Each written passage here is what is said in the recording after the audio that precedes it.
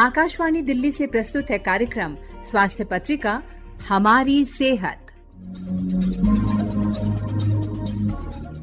स्वास्थ्य पत्रिका के सभी श्रोताओं को शालिनी मित्तल का नमस्कार। श्रोताओं, आँखें हमारे शरीर का एक महत्वपूर्ण हिस्सा हैं, जिससे हम दुनिया को देखते हैं और उसके खूबसूरती का अनुभव करते हैं। आँखों में होने वाली बहुत सी बीमारियों का इलाज लेजर के जरिए किया जाता है। विस्तृत जानकारी दे रही हैं नेत्र चिकित्सक डॉक्टर नरोत्तमा सिंधु। भेंट करता है रविंद्र सिंह और विषय है लेजर आई ट्रीटमेंट। नरोत्तमा जी, बहुत बहुत स्वागत है आपका। नमस्कार, सभी श्रोतागण को मेरा बहुत बहुत अभिनंदन। लेजर ट्रीटमेंट क्या है और इसे एक आम इंसान जो अपनी आंखों का इलाज कराना चाहता है वो कैसे समझ सकता है? देखो, लेजर एक बहुत ही एक्यूरेट फोकस्ड ट्रीटमेंट फॉर्म है जो कि आंख के करीब करीब हर हिस्से में यूज हो सकता है। आंखों में अगर हम समझें कि एक आंख का गोला होता है जिसको हम आई बॉल बोलते हैं, अगर हम उसको सामने से देखें तो सबसे पहले हमें कॉर्निया, एक स्ट्रक्चर जिसको हम कहते हैं जो पारदर्शी होता है, उस पर बहुत कॉमनली यूज होता है। एज अ लेमैन हम जानते हैं चश्मा उतारने का ऑपरेशन किया जाता है, तो ये इसी हिस्से में किया जाता है। बेसिकली कॉर्निया को लेजर की तरंगों से एक नई शेप देके, जो कि पेशेंट के नंबर के हिसाब से दी जाती है ताकि उसका चश्मे का जरूरत ना हो और वो चश्मा रहित हो जाए। तो एक ये बहुत कॉमन चल रहा है। इसमें धीरे धीरे थोड़ी थोड़ी रिफाइनमेंट हो रही है जो कि इसको बहुत ज्यादा रिप्रोड्यूसिबल और सेफ बनाता जा रहा है। तो ये हम करते हैं। अगर हम थोड़ा सा और आंख के अंदर जाएं, एक आइरिस होता है जो कि आई को एक कलर देता है। जैसे हम इंडिया में देखते हैं किसी की डार्क ब्राउन है, किसी की ब्लैक है, वेस्टर्न साइड में हम देखें ब्लू है, ग्रीन है, तो ये उस आइरिस के कलर के हिसाब से कलर आता है। इसमें भी हम लेजर ट्रीटमेंट करते हैं। मुख्यतः ये एक बीमारी होती है ग्लोकोमा, जिसको हम हिंदी में काला मोतिया बोलते हैं। उसके रिलेशन में इसमें हम लेजर ट्रीटमेंट करते हैं। थोड़ा सा हम और उसके पीछे जाएं तो हमारा लेंस आता है जो टाइम के साथ अपारदर्शी होने लग जाता है, जिसको हम सफेद मोतिया कहते हैं। तो सफेद मोतिया बेसिकली आज की डेट में बहुत ही छोटे से हिस्से में काट कर सफेद मोतिया को टुकड़ों में निकाला जाता है। तो ये भी हम लेजर से कर सकते हैं, जो कि अब उपलब्ध है। अधिकतर ये हम एक टेक्निक होती है फेको इमल्सिफिकेशन, जो कि एक अल्ट्रासोनिक वाइब्रेशन पे मैकेनिकल एनर्जी से करते हैं। तो वो एक टेक्निक है। इसके अलावा एक लेजर टेक्निक है। तो ये दो टेक्निक से हम सफेद मोतिये का ऑपरेशन करते हैं। थोड़ा हम और पीछे आए तो एक बहुत मुख्य अंग हमारा आता है रेटिना, पर्दा, जिसमें हमारी इमेज बनती है। अगर हम आंख को देखें तो ये गोलाकार है या एक कटोरी के जैसे है, तो कटोरी के अंदर की भाग में ये रेटिना होता है। तो रेटिना में ज्यादातर डायबिटीज वाले पेशेंट्स को दिक्कत आने की संभावना होती है। तो उसमें अगर हम टाइमली उसको डिटेक्ट कर लें और उससे जब कॉम्प्लिकेशन आने की जो चीजें होती हैं, जैसे ब्लीड हो जाना, तो उस टाइम पर हम टाइम से उसका ट्रीटमेंट कर लें तो डायबिटीज की कॉम्प्लिकेशन से अंधापन को हम रोक सकते हैं। तो ये कई तरह के हमारे पास लेजर ट्रीटमेंट है। करीब करीब आंख के हर हिस्से के लिए किसी न किसी प्रकार का लेजर ट्रीटमेंट आज की डेट में हमारे पास अवेलेबल है। तो अगर मैं चाहूँ तो मेरे श्रोताओं को कुछ थोड़े बहुत ट्रीटमेंट आप ऐसे बता सकती हैं जिससे वो ये समझ सकें कि वो कौन कौन से हिस्से होते हैं? तो सबसे कॉमन है कॉर्निया, जिसमें हम चश्मा उतारने का ऑपरेशन करते हैं। इसके मुख्यतः दो तरह के लेजर हैं। टेक्निकली हम बात करते हैं एक्साइमर की, जिसमें हम लेजर से एक परत को हम उठाते हैं, लेजर करते हैं और उसी परत को वापस उसके ऊपर रख देते हैं। दूसरा एक है हमारे पास फेम्टो लेजर, जिसमें हम एक की होल सर्जरी के रूप में छोटा सा काटते हैं, अंदर से टिश्यू को काट के फिर उसको निकाल दिया जाता है और वो अपने आप से सील हो जाता है एक छोटे से कट से। तो बेसिक की एक में हम फ्लैप रेज करते हैं, दूसरे में हम फ्लैप नहीं रेज करते और एक की होल में से टिश्यू को बाहर निकाल लेते हैं। तो ये कॉर्निया के दो मेन लेजर ट्रीटमेंट है। दूसरा जो मेन ट्रीटमेंट है रेटिना का, डायबिटिक रेटिनोपैथी जिसको हम बोलते हैं, वो बहुत लोगों को रिक्वायरमेंट उसकी होती है और ये हम बहुत सक्सेसफुली ट्रीटमेंट करते हैं। डायबिटीज वाले पेशेंट को एक्चुअली जब रेटिना में चेंजेस आ रहे होते हैं उन्हें नहीं पता चलता, उन्हें तभी पता चलता है जब नजर गिर जाती है। रेटिना की वजह से जो नजर जाती है, चाहे वो डायबिटीज वाले पेशेंट को हो या किसी और बीमारी में रेटिना अफेक्ट हो रही हो। रेटिना बेसिकली हमारा नर्वस सिस्टम का पार्ट है, तो नर्वस सिस्टम में जैसे जो चीज खराब हो जाती है वो फिर से ठीक नहीं होती, इसी तरह से रेटिना में आम तौर पर जो चीज खराब हो जाती है कुछ टाइम बाद वो नहीं ठीक होती। तो ऐसी सिचुएशन में जिसमें हमें पता है जैसे डायबिटीज की उनके पर्दे अगर वो कंट्रोल नहीं रखते हैं तो अक्सर खराब होने की स्थिति में रहेंगे, तो उनसे हम आवेदन करते हैं या हम उन्हें बताते हैं कि कम से कम साल में एक बार डॉक्टर को जरूर दिखाएं ताकि हम उसको टाइमली डिटेक्ट कर सकें, टाइमली लेजर ट्रीटमेंट कर सकें अगर लेजर ट्रीटमेंट की जरूरत है। नहीं तो एक अदर ट्रीटमेंट एक इंजेक्शन की फॉर्म में किसी पेशेंट में जरूरत पड़ती है। तो खैर एनीवे जहां पर जिस चीज की जरूरत है उसको हम टाइमली कर सकें और उन्हें हम अंधापन से बचा सके या हम उनकी नजर को बरकरार रख सके। बिल्कुल, लेजर के ट्रीटमेंट की तो हम बात कर रहे हैं, लेकिन जैसे ही सर्जरी की बात आती है आम इंसान थोड़ा सा घबरा सा जाता है। तो मैं ये समझना चाहूंगा कि एक तो कई चुनौतियों से निपटते हुए विज्ञान आज बहुत आगे जा चुका है। यहाँ हम ये समझना चाहते हैं कि जब लेजर ट्रीटमेंट हम करते हैं आंखों का, तो उससे कोई किसी तरह की परेशानियां जिससे घबराते हैं अक्सर जो मरीज हैं इस चीज के, तो उनको कैसे आप ये बता सकते हैं कि इसमें घबराने की कोई जरूरत नहीं है, बल्कि ये और आसान हो गया है आज की तारीख में या आज के दिनों में, वर्तमान समय में विज्ञान इतना आगे बढ़ चुका है। तो सर अगर मुख्यतः हम देखें 5 बड़ी बीमारियों में हम लेजर ट्रीटमेंट को डिवाइड कर सकते हैं। कॉर्निया, चश्मा उतारने का ऑपरेशन जो कि यंग लोगों में होता है और ये एक ऑपरेशन ही है जिसमें हम काट रहे हैं और जिसमें एक्चुअल में कटता है जी। फिर आता है सफेद मोतिया का ऑपरेशन, वो भी एक ऑपरेशन ही है जो कि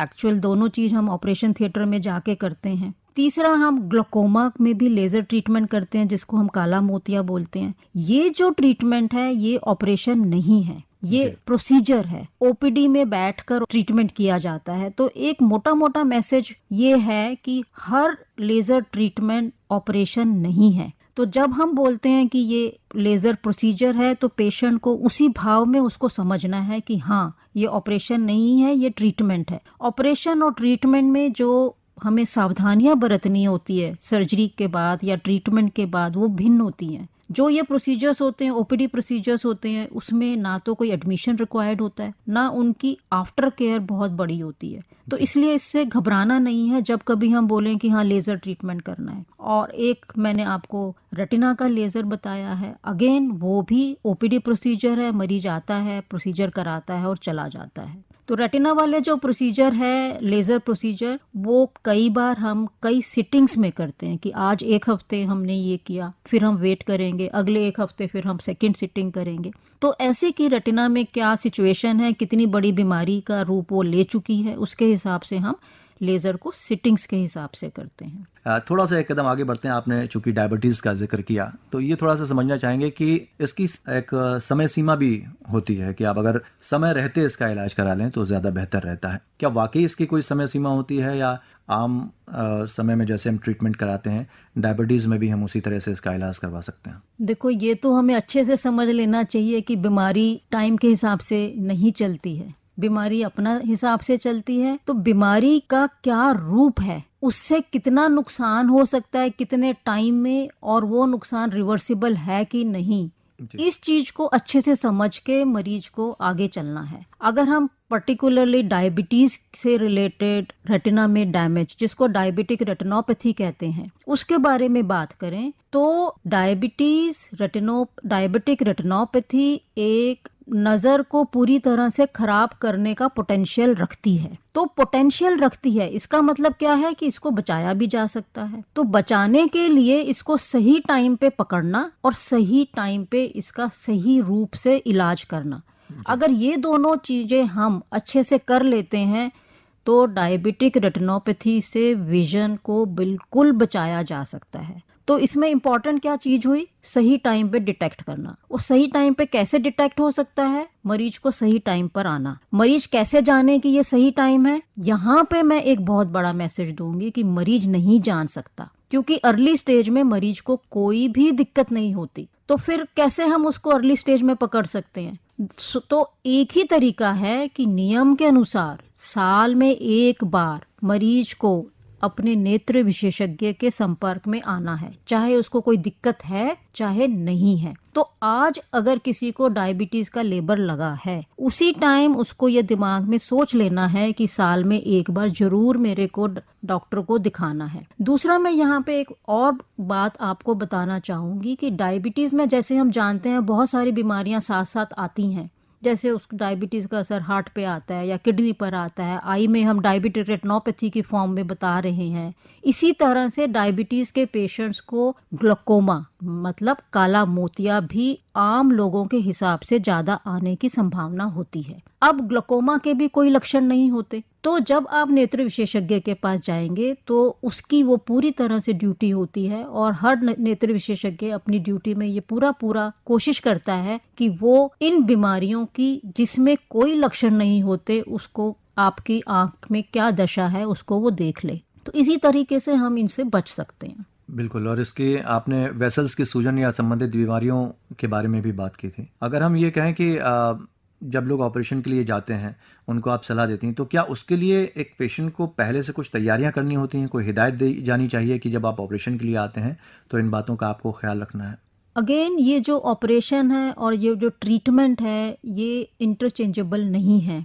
ऑपरेशन तो ऑपरेशन ही है। अब हम किस चीज का ऑपरेशन कर रहे हैं? क्या हम चश्मा उतारने का ऑपरेशन कर रहे हैं जिसको हम लैसिक बोलते हैं, या हम कैटरेक्ट को लेजर से कर रहे हैं तो उसको ऑपरेशन बोलते हैं? तो उसमें तो डेफिनेटली हिदायतें होती हैं पहले भी और बाद में भी। पर जब हम ट्रीटमेंट को ऑपरेशन के रूप में यूज करते हैं, अगर जो कि बहुत कॉमनली खास तौर पर आम आदमी करता है, तब ये जरूर जान लेना है कि ये ट्रीटमेंट ही है और ट्रीटमेंट में अक्सर कोई हिदायतें नहीं होती ट्रीटमेंट के आगे या पीछे।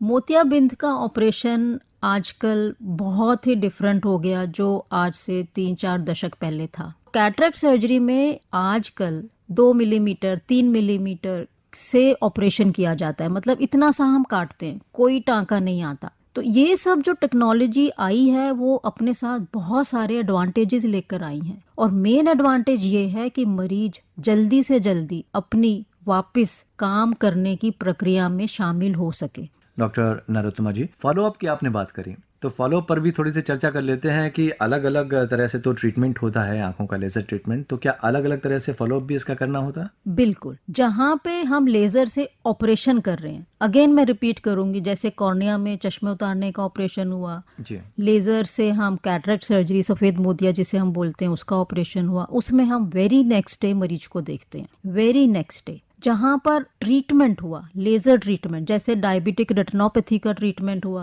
ग्लूकोमा का ट्रीटमेंट हुआ, वहाँ पर हम डिपेंडिंग कभी हम 1 हफ्ते में देखते हैं, कभी हम उसको 10 दिन या 2 वीक्स में देखते हैं। जांच की एक तो आपने बात करी कि हर साल अपनी जांच कराएं, तो क्या उस पर आप थोड़ा प्रकाश डालेंगे कि किन किन चीज़ों की हमें जांच करानी चाहिए अगर हर साल हम कराने जाते हैं तो? किन किन चीज़ों की तो मरीज या कॉमन मैन ऐसे नहीं डिमांड करता है, उसे अपनी तकलीफ बतानी है, और अगर कोई नहीं तकलीफ है तो उसको अपना पर्पस बताना है। पर्पस इन द सेंस कि भाई उसको क्या बीमारियां हैं, बाकी डायबिटीज है, ब्लड प्रेशर है। ब्लड प्रेशर का डायरेक्ट इफेक्ट पर्दे पे नहीं आता, इनडायरेक्ट आता है। मतलब अगर आपका ब्लड प्रेशर अनकंट्रोल रहा है तो उससे वेसल्स को नुकसान होता है, और वो अनडिटेक्टेड रहे उससे फिर अगली स्टेज की तकलीफ बनती है और वो फिर दिक्कत करती है। जबकि डायबिटीज में डायरेक्टली वो वेसल्स को नुकसान कर कर आपको स्थिति को खराब करता है। पर मैं एक बात और ऐड करूंगी कि लेजर ट्रीटमेंट कई बार हम पर्दे में उन केसेस में भी करते हैं जिनका पर्दा वीक होता है, और वो स्थिति ज्यादातर उन केसेस में होती है जिनका ज्यादा चश्मे का माइनस का नंबर होता है। तो ऐसे में उनका पर्दा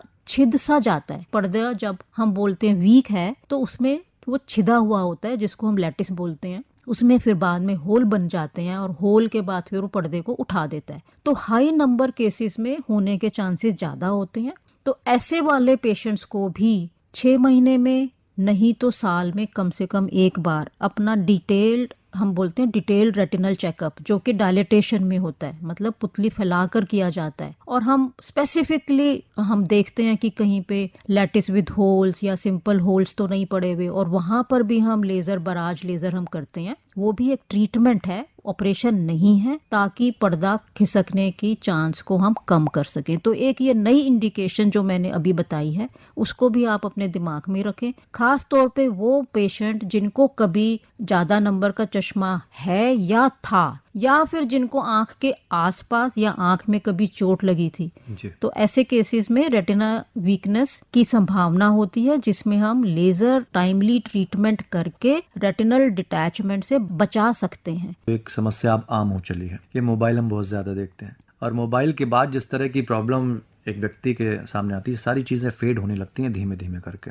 अब ऐसे लोगों को, ऐसे यूथ्स को, ऐसे जो बुजुर्ग हैं जो अब इस्तेमाल कर रहे हैं मोबाइल का ज़्यादा से ज़्यादा, उनको क्या सलाह आप देना चाहेंगे? और क्या इससे संबंधित जब बीमारी होती है, आंखों को फेड होने लगती हैं, तो उसके कारण क्या, उसके निवारण क्या है? देखो, जो मोबाइल है, मोबाइल क्योंकि हम शॉर्ट डिस्टेंस पे देखते हैं, तो पहले तो हमें उसको याद रखना है कि ये शॉर्ट डिस्टेंस पे काम हो रहा है। दूसरा, वो हमको इतना व्यस्त कर देता है या हम उसमें इतने शामिल हो जाते हैं कि हमें टाइम का ज्ञान नहीं रहता, तो हम बहुत लंबे टाइम तक उसमें बैठ पाते हैं। तो दो चीजों का ख्याल रखना है कि एक तो बहुत शॉर्ट डिस्टेंस और एक लंबा टाइम। तो some combination of these two factors वो हमें आंख में चेंजेस लाता है। अब जब यंग एज होती है, आजकल छोटे छोटे बच्चे मोबाइल पे बैठते हैं, तो उससे उसकी आंख की जो साइज है, उसके साइज में चेंज होने की बहुत संभावना होती है। तो उससे क्या होगा, उससे उसको ज्यादा लंबा टाइम पास का काम करने से माइनस का चश्मे का नंबर आने लगता है, और वो बढ़ता भी है फिर। तो एक तो ये एक बड़ी समस्या आ रही है, और आगे आगे ये बढ़ने ही वाली है अगर हम अपने छोटे बच्चों को ठीक से राह ना दिखाएंगे तो। दूसरा ये होता है कि हम बहुत लंबे टाइम तक क्योंकि पास का देखते रहते हैं, फिर अक्सर जब हम और सडनली हम जब दूर का देखते हैं, तो आई हमारी जल्दी से चेंज नहीं हो पाती कि हम दूर को फोकस कर सकें। तो इसको हम बोलते हैं स्पाज्म ऑफ अकोमोडेशन। इससे ज्यादा आंख के अलावा मैं ये भी कहूंगी कि जो हमारा पूरा गर्दन, स्केलेटल, मसल, शोल्डर्स, ये सारी चीजें इसमें अफेक्ट हो रही हैं। और जब इसमें अफेक्ट होता है तो कई बार उससे आंख में दर्द या हेडेक या शोल्डर में दर्द या हाथ में मूवमेंट की रिस्ट्रिक्शन, तो ये सब भी साथ साथ में आ जाती हैं। लेजर ट्रीटमेंट में एक ग्लूकोमा का मैंने थोड़ा सा आपको बताया कि उसके प्रिवेंशन, सिलेक्टेड फ्यू केसेस में उसका ट्रीटमेंट, और कई बार ग्लूकोमा इतना बढ़ जाता है कि उसमें नजर को तो हम संभाल नहीं सकते, पर पेनफुल ब्लाइंड आई को हम कंट्रोल कर सकते हैं, तो वहां पर भी लेजर ट्रीटमेंट यूज होता है। इसके अलावा एक बहुत डिफरेंट कंडीशंस जैसे ट्यूमर्स, आंख में भी ट्यूमर्स होते हैं, खास तौर पे वो ट्यूमर जो यंग एज में होता है, जिसको हम बोलते हैं रेटिनोब्लास्टोमा, तो वहां पर भी लेजर ट्रीटमेंट होता है। और ये ट्यूमर अक्सर 1 साल, 2 साल, 3 साल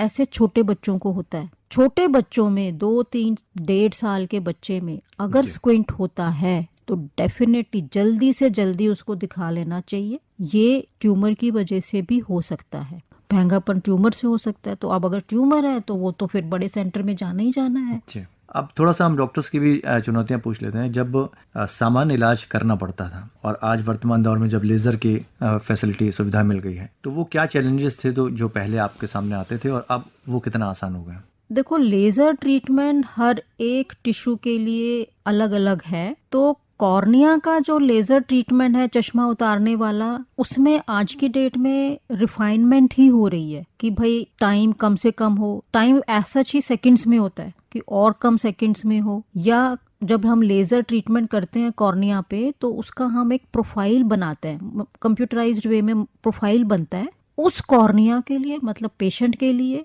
उस पर्टिकुलर आई के लिए रादर, उसके नंबर के हिसाब से, और बाकी हम मेजरमेंट्स लेते हैं उसके हिसाब से, तो उसमें कितनी एक्यूरेसी हो। और जब हम सर्जरी करते हैं तो हम मरीज को बोलते हैं कि भाई आंख नहीं हिलानी, वो जितनी मर्जी कोशिश कर ले 100% हर आई में शायद पॉसिबल नहीं होता, तो उसको मशीन कैसे कंपनसेट कर ले। तो ये बहुत छोटी छोटी चीजों में रिफाइनमेंट हो रही है। अल्टीमेटली उसका रिजल्ट क्या है? प्रेडिक्टेबिलिटी में, एक्यूरेसी में। तो ये जो पहले चैलेंजेस होते थे कि टाइम ज्यादा लग रहा है या मरीज ने आंख हिला ली तो उसका रिजल्ट बहुत अच्छा नहीं आएगा, तो अब इस तरह के लेजर्स आ गए हैं जिसमें वो सारी चीजें गेट्स टेकन केयर ऑफ। तो लाइफ आसान हो गई है सर्जन्स की। चलिए, इतनी सारी बातें आपने बताई लेज़र ट्रीटमेंट से जुड़ी हुई, और मुझे लग रहा कि मेरी जानकारी भी बड़ी होगी। बहुत बहुत शुक्रिया आपका तमाम जानकारियाँ देने के लिए। लेजर आई ट्रीटमेंट, अभी आप इस विषय पर भेंटवार्ता सुन रहे थे। विशेषज्ञ थी नेत्र रोग चिकित्सक डॉक्टर नरोत्तमा सिंधु। आपसे बात कर रहे थे रविंद्र सिंह। आप सुन रहे हैं कार्यक्रम स्वास्थ्य पत्रिका हमारी सेहत।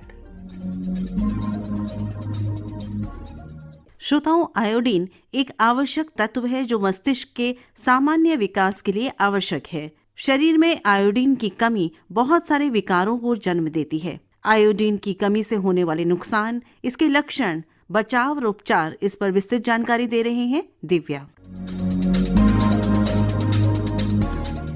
आयोडीन की कमी क्या है? सबसे पहले हम यह जानते हैं कि हमारे शरीर में आयोडीन की कमी कब होती है। जब हमारे शरीर में पर्याप्त मात्रा में आयोडीन नहीं होता है, जबकि आयोडीन एक सूक्ष्म तत्व है जो मस्तिष्क के सामान्य विकास के लिए आवश्यक है। साथ ही थायराइड हार्मोन को बनाने के लिए भी आयोडीन की आवश्यकता होती है। पर्याप्त आयोडीन न होने का मतलब है कि जब आपका शरीर पर्याप्त थायराइड हार्मोन नहीं बना पाता है। इससे आयोडीन की कमी से होने वाले विकार नामक कई स्थितियां पैदा होती हैं। हमारे शरीर को स्वस्थ रखने के लिए आयोडीन बहुत जरूरी है। यह एक ऐसा खनिज है जो बहुत कम मात्रा में चाहिए होता है, लेकिन इसकी कमी से शरीर पर बड़ा असर पड़ता है। आयोडीन हमारे शरीर के थायराइड ग्रंथि को ठीक से काम करने में मदद करता है। थायराइड ग्रंथि ऐसे हार्मोन बनाती है जो हमारे शरीर के विकास, दिमाग की वृद्धि और ऊर्जा के संतुलन को नियंत्रण करते हैं। लेकिन जब शरीर में आयोडीन की कमी हो जाती है तो कई गंभीर समस्याएं उत्पन्न होने लगती हैं। जैसे आयोडीन की कमी से हाइपोथायराइडिज्म, अंडर एक्टिव थायराइड हो सकता है। हाइपोथायराइडिज्म के लक्षण हैं थकान, ठंड, वजन बढ़ना और गंडमाला, बढ़ी हुई थायराइड ग्रंथि। आयोडीन की कमी गर्भवती या स्तनपान कराने वाली महिलाओं में अधिक आम है। आयोडीन की कमी पूरे विश्व में मस्तिष्क क्षति का सबसे बड़ा कारण है। आयोडीन की कमी से मानसिक और संज्ञानात्मक समस्याएं भी उत्पन्न होती हैं, जैसे कि केंद्रित करने में कठिनाई, याददाश्त में कमी और मानसिक स्पष्टता में कमी, त्वचा और बालों में बदलाव, शुष्क परतदार त्वचा और बाल भंगुर होकर झड़ना, कब्ज, पाचन क्रिया का धीमा होना, गर्भावस्था में जटिलताएं, गर्भवती महिलाओं में गर्भपात, मृत जन्म या भ्रूण के विकास में देरी का खतरा, बच्चों में गंभीर समस्याएं, बौद्धिक अक्षमता, कद छोटा होना, सुनने और बोलने में समस्या, क्रेटिनिज्म, यदि तुरंत इलाज न किया जाए तो ऐसी समस्याएं उत्पन्न हो जाती हैं। विटामिन डी की कमी, रिकेटस बच्चों में और ऑस्टियोमलेशिया वयस्कों में जैसी बीमारियां उत्पन्न होती हैं। आयोडीन की कमी को कैसे दूर करें? आयोडीन की कमी को आहार में आयोडीन युक्त नमक का उपयोग करके, समुद्री भोजन, डेयरी उत्पाद और अंडे जैसे आयोडीन युक्त खाद्य पदार्थ खाकर और प्रसव पूर्व विटामिन लेकर दूर किया जा सकता है। आहार में आयोडीन की मात्रा को बढ़ाकर भी हम इसकी कमी को दूर कर सकते हैं। आयोडीन युक्त नमक, खाना पकाने और टेबल पर आयोडीन युक्त नमक का ही उपयोग करना चाहिए। समुद्री भोजन, मछली जैसे ट्यूना और कॉड, झींगा और अन्य समुद्री भोजन आयोडीन के अच्छे स्रोत हैं। डेयरी उत्पाद, दूध, दही और पनीर में भी आयोडीन की अच्छी मात्रा पाई जाती है। आहार, हरी सब्जियां, फल, दालें, दूध और नट्स जैसे पोषक तत्वों से भरपूर भोजन करें। पूरक यानी सप्लीमेंट्स, डॉक्टर के सलाह पर विटामिन या खनिज की गोलियां लें। समुद्री शैवाल, शाकाहारी लोगों के लिए समुद्री शैवाल जैसे केलप आयोडीन का अच्छा स्रोत हो सकता है। कई बार ऐसा भी देखा जाता है कि आयोडीन की अधिकता भी लोगों के लिए हानिकारक हो सकती है और इससे थायराइड की समस्याएं भी उत्पन्न होती हैं। हृदय संबंधी समस्याएं और गुर्दे की क्षति जैसी कई स्वास्थ्य समस्याएं भी उत्पन्न हो सकती हैं। अत्यधिक सेवन से सूजन, भ्रम और मतली जैसे लक्षण भी हो सकते हैं और कुछ संवेदनशील समूहों के लिए यह विशेष रूप से जोखिम भरा हो सकता है। आयोडीन की कमी से होने वाली स्वास्थ्य समस्याएं कई तरह से हो सकती हैं। हृदय संबंधी समस्याएं, अत्यधिक आयोडीन के सेवन से उच्च रक्तचाप जैसे हृदय संबंधी समस्याएं हो सकती हैं। गुर्दे की क्षति, आयोडीन की अधिकता से गुर्दे पर नकारात्मक प्रभाव पड़ सकता है, जिससे गुर्दे को तीव्र चोट का खतरा बढ़ सकता है। अन्य लक्षण, इसके अतिरिक्त आयोडीन की अधिकता से पेट खराब होना, उल्टी, भ्रम और अत्यधिक थकान जैसे लक्षण हो सकते हैं। आयोडीन की कमी को दूर करने के लिए सरकार द्वारा कौन कौन से कदम उठाए जा रहे हैं? सरकार आयोडीन की कमी को दूर करने के लिए राष्ट्रीय आयोडीन अल्पता विकार नियंत्रण कार्यक्रम NIDDCP जैसे कदम उठा रही है। इसमें लोगों को आयोडीन युक्त नमक के उपयोग के लिए प्रोत्साहित करना और देश भर में इसके प्रसार को कम करने के लिए नीतियां बनाई जा रही हैं। राष्ट्रीय आयोडीन अल्पता विकार को दूर करने के लिए सार्वभौमिक नमक आयोडीनीकरण के लिए USI कार्यक्रम के तहत यह सुनिश्चित किया जाता है कि सभी घरों में आयोडीन युक्त नमक का उपयोग हो, जो आयोडीन की कमी को रोकने का सबसे सरल और प्रभावी तरीका है। सार्वजनिक वितरण प्रणाली PDS लक्षित सार्वजनिक वितरण प्रणाली के माध्यम से BPL परिवारों सहित सभी को आयोडीन युक्त नमक की आपूर्ति सुनिश्चित की जाए। विशेष आबादी के लिए कार्यक्रम उन क्षेत्रों में विशेष ध्यान दिया जाता है जहां आयोडीन की कमी का जोखिम अधिक होता है, जैसे चाय के बागान में काम करने वाले लोगों में यह खतरा अधिक होता है। आयोडीन की कमी से होने वाले विकार, इनके लक्षण, कारण और उपचार, इस पर अभी आप जानकारी प्राप्त कर रहे थे दिव्या से। इसी के साथ हमारी आज की स्वास्थ्य पत्रिका हमारी सेहत अब यही समाप्त होती है। फिर मिलेंगे अगली बार, तब तक के लिए स्वीकार करें हमारा नमस्कार। अभी आप आकाशवाणी दिल्ली से सुन रहे थे कार्यक्रम स्वास्थ्य पत्रिका हमारी सेहत। कार्यक्रम की प्रस्तुतकर्ता थी शालिनी मित्तल।